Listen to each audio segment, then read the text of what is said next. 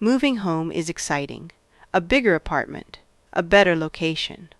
Maybe your first Swiss property purchase.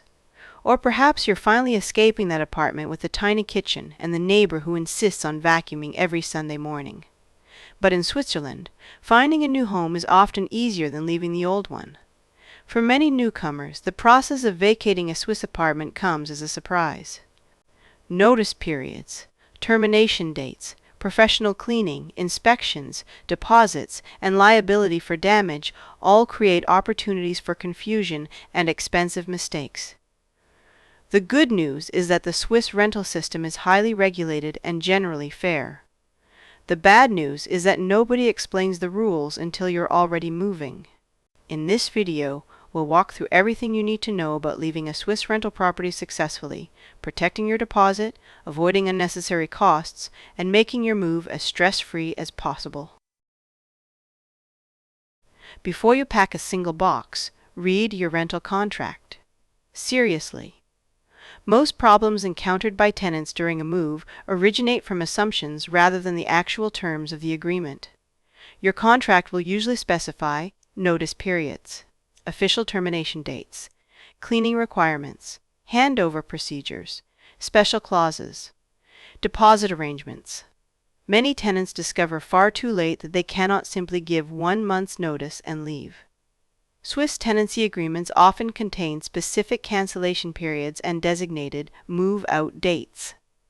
And these dates matter, because failing to terminate correctly can leave you responsible for additional rent, even after you've physically moved out.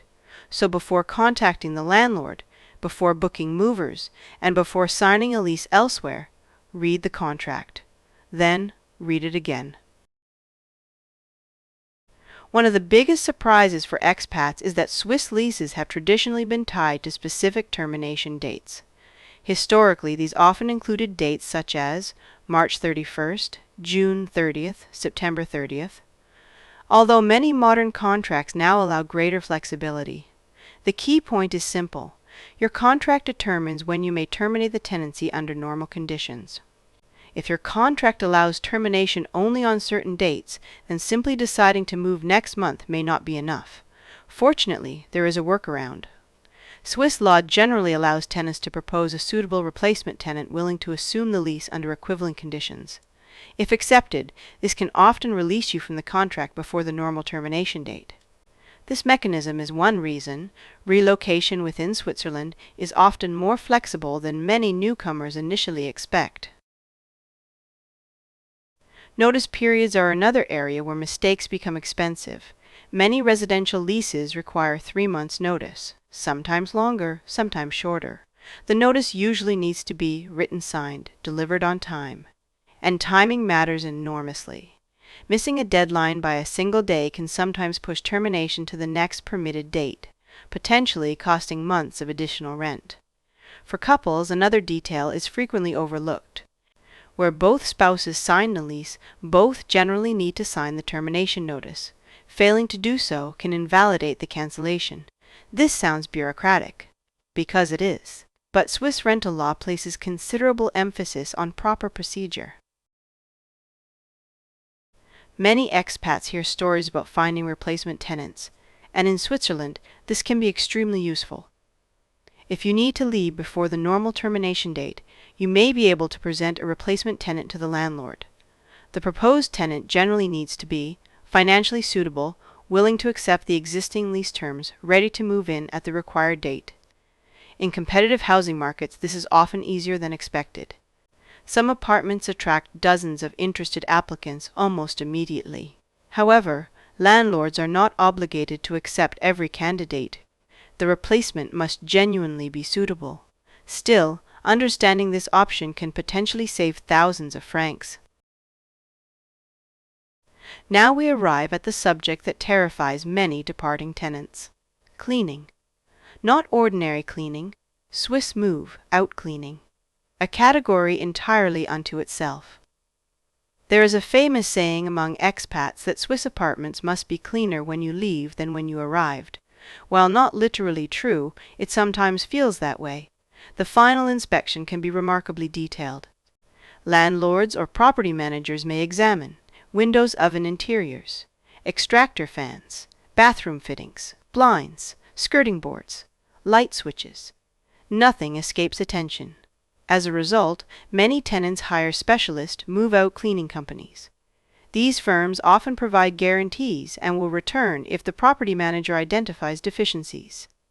Given the value of your deposit, many consider professional cleaning money well spent. Eventually comes the apartment handover.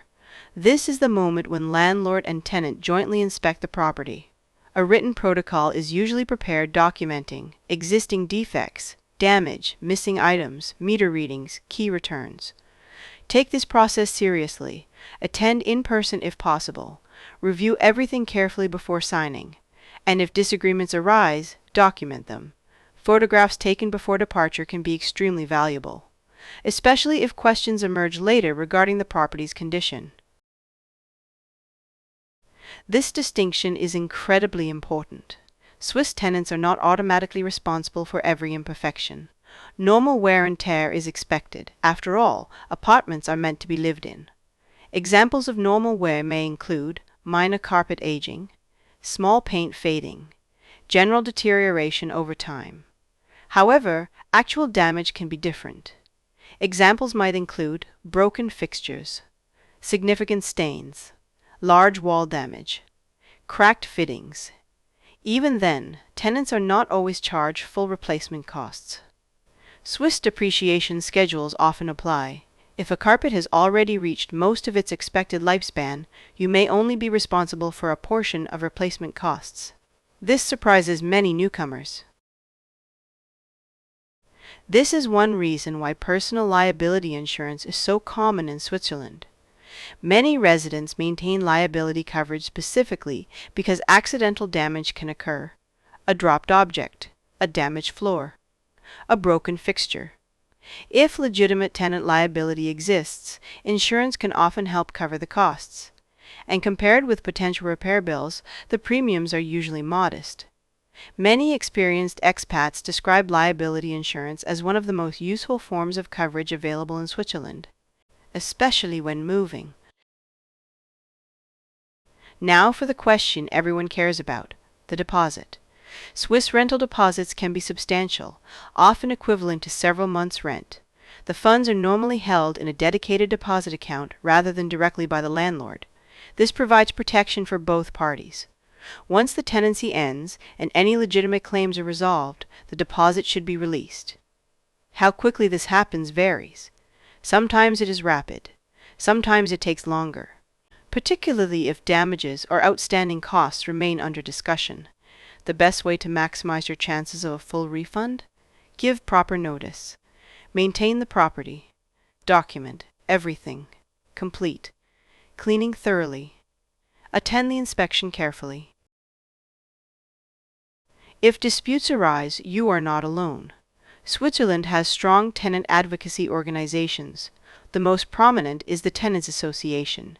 These organizations provide advice, legal guidance, documentation assistance, support during disputes. Many long-term residents maintain memberships simply because the annual fee is relatively low compared with the potential value of professional advice, especially when significant sums such as deposits are involved. Knowing where to seek assistance can provide considerable peace of mind. While focusing on leaving, don't forget your arrival. There are practical tasks that should be handled well in advance. Address changes, utility transfers, internet setup, insurance updates, registration requirements, parking permits if needed. Swiss administration generally functions efficiently, but it expects planning. The more preparation completed before moving day, the smoother the transition becomes. Moving day itself can feel surprisingly organized. Professional moving companies are common. Elevator reservations may be required. Parking permits for moving vehicles may be necessary in urban areas. And in true Swiss fashion, schedules matter. The process tends to operate with precision and structure, which can make moving less chaotic than in many countries, provided you've prepared properly. Moving out of a Swiss apartment isn't difficult, but it is procedural.